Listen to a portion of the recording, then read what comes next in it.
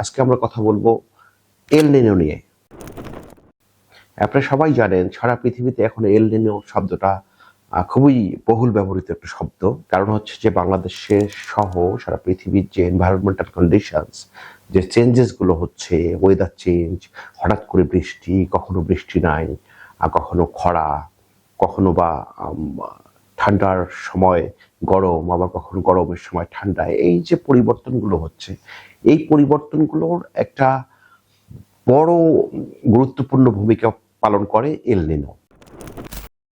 এল নিনো হচ্ছে একটা weather pattern, একটা কন্ডিশন, যেটা আসলে উৎপত্তি হয় বেসিক্যালি প্রশান্ত মহাসাগরীয় অঞ্চলে। পৃথিবীর যে ওয়েদার কন্ডিশনস, যে চেঞ্জেস গুলো হয়, সেগুলোর বেশিরভাগগুলোই আসলে প্রশান্ত মহাসাগরের যে জলীয় বাষ্প, যে উইন্ড সার্কুলেশন, এগুলোর উপর ভিত্তি করেই আসলে যে উইন্ডের যে প্রেশার, সেগুলোর উপর ভিত্তি করে সারা পৃথিবীর ওয়েদারের এই চেঞ্জেস গুলো হয়। তো নর্মালি এল নিনো হচ্ছে একটা এক্সট্রিম ওয়েদার কন্ডিশনসের একটা ইভেন্ট, যেটাতে নর্মালি যেটা হয় যে পশ্চিম প্রশান্ত মহাসাগর থেকে, পূর্ব প্রশান্ত মহাসাগর থেকে উইন্ড পশ্চিম প্রশান্ত মহাসাগর দিকে ধাবিত হয়। এটা একটা নর্মাল প্রক্রিয়া। এবং সেই উইন্ডটা যখন গরম থাকে, সেই গরম উইন্ড যখন ধাবিত হয়, তখন আসলে এল নিনো যদি হয়, তাহলে সেই কন্ডিশনসটা সেখানে আর স্থির থাকে না, সেটা আরো বেশি স্প্রেড করে। এবং ইস্টার্ন যে প্রশান্ত মহাসাগর, অন্য অস্ট্রেলিয়া, নিউজিল্যান্ড, প্যাসিফিক ওশানে যে প্রভাবটা পড়ে, সেখানে হলো টেম্পারেচারটা বেড়ে যায়। তো টেম্পারেচার বেড়ে গেলে হয় কি, যে একটা ঘরের মধ্যে আপনি গরমের মধ্যে বসে আছেন, সেখানে ধরেন আবার একটা হিটার লাগিয়ে দেওয়া হলো, তখন গরমের মাত্রাটা আরো বেড়ে গেল। ঠিক এল নিনো জাস্ট লাইক দিস কন্ডিশনস। যে এমনি পৃথিবী একটু ওয়ার্মার, আপনারা জানেন যে সি লেভেল বেড়ে গেছে, পৃথিবী ওয়ার্ম হচ্ছে, এবং যে কারণে সারা পৃথিবীর দেখবেন যে কান্ট্রিগুলো সমুদ্র সমতলের কাছাকাছি অবস্থান করছে, সেগুলো আসলে সমুদ্র সমতলের নিচে চলে যাওয়ার সম্ভাবনা আছে।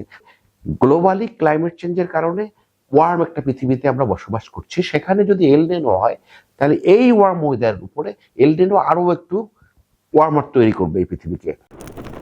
রিসার্চ রিপোর্ট আছে এর মধ্যে, ন্যাসারের একটা পাবলিকেশন এর মধ্যে হচ্ছে 2026-এ, যেখানে বলা হচ্ছে যে আসলে এবারে এল নিনো আসছে, এবং এটার পার্সেন্টেজটা 80%, 90%। মিনিং হলো যে আসলে এই গরম যে কন্ডিশনস, সেটা আরো বেশি গরম হবে, সেটা একটা সম্ভাবনা 80%, 90%। মানে হচ্ছে আমাদের গরম অনেক বেশি হবে।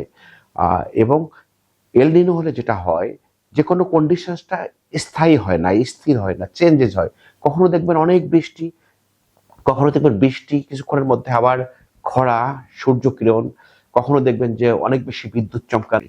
তো এল নিনো যেহেতু এবারে আসবে, মনে হচ্ছে যে আমাদের ওয়েদারের সঙ্গে এল নিনোটা অ্যাড হয়ে যাবে নতুন করে পৃথিবীর ক্লাইমেটের সঙ্গে, তাহলে আমাদের কিছু সতর্কতা। এল নিনো কোনো ডিজাস্টার না, এল নিনো একটা অবস্থা, যে অবস্থাটা আমাদেরকে সতর্কতামূলক কিছু পদক্ষেপ নিতে সহায়তা করবে, আমরা যদি এল নিনো ভালোভাবে বুঝি। এল নিনোর বাংলাদেশে কি কি প্রভাব, আমরা এই কন্ডিশনটাকে যদি এল নিনো চলে আসে, তাহলে বাংলাদেশের মানুষ সেটা থেকে কিভাবে, ফার্স্ট হলো কিভাবে ইম্প্যাক্টেড হবে, সেকেন্ড হচ্ছে সেই ইম্প্যাক্টের হাত থেকে বাংলাদেশের মানুষ কিভাবে বাঁচার উপায় আছে, সেগুলো নিয়ে আমরা কথা বলবো।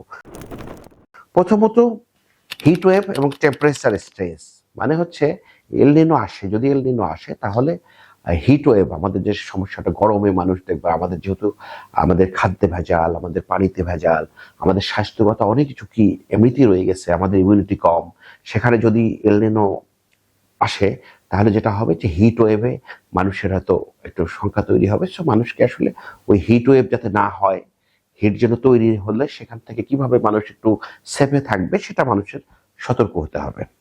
সেকেন্ড যে প্রভাবটা পড়বে, সেটা রেইনফল কম বা ইরেগুলারিটি। মানে হলো নর্মালি যে বৃষ্টিপাত হওয়ার কথা, সেই বৃষ্টিপাতের হয়তো কম হবে, অথবা অনেক বেশি হবে, অথবা যখন হওয়ার কথা, যে মাসে, আমাদের তো সিজনাল, আমাদের যেহেতু 4টা সিজন, একটা নির্দিষ্ট সিজনে যে বৃষ্টি হয়, সেটা হয়তো সিজনের বাইরেও চলে যাবে, অথবা যে সিজনে হওয়ার কথা সেই সিজনে না হয়ে একটু পরে হবে, বা একটু আগে হবে।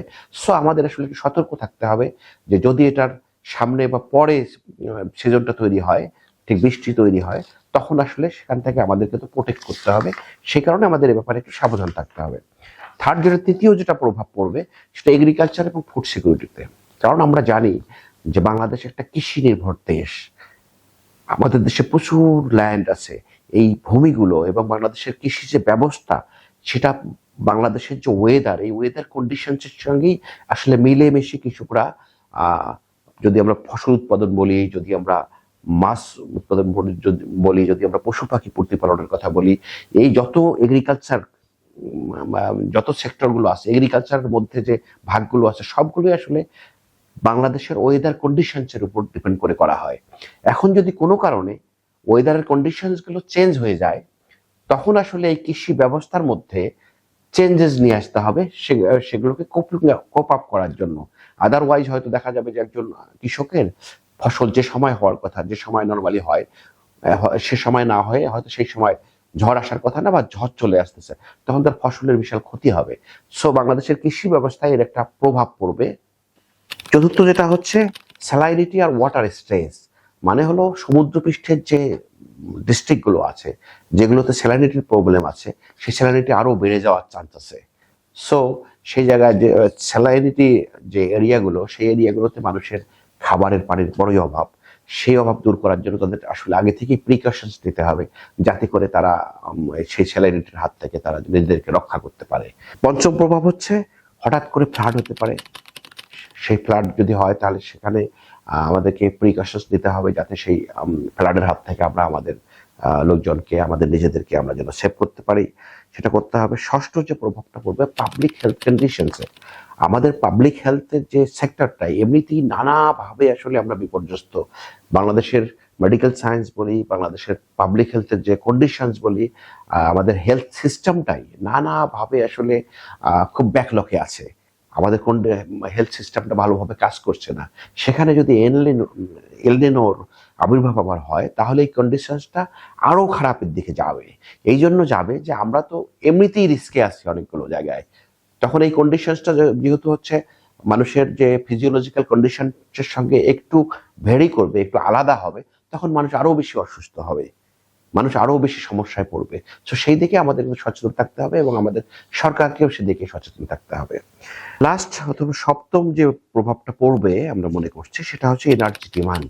যে অনেক বেশি গরম হলে তখন হয় কি, যে অনেক বেশি আমাদের কুল যে ইনস্ট্রুমেন্টগুলো সেগুলো কন্টিনিউ করতে হয়। তাতে করে আসলে যেটা হয়, এনার্জি যে ডিমান্ড অনেক বেড়ে যায়, যেটা আমাদের আসলে আমাদের দেশের পক্ষে হয়তো সেটা মেইনটেইন করা অনেক ডিফিকাল্ট হয়ে যায়।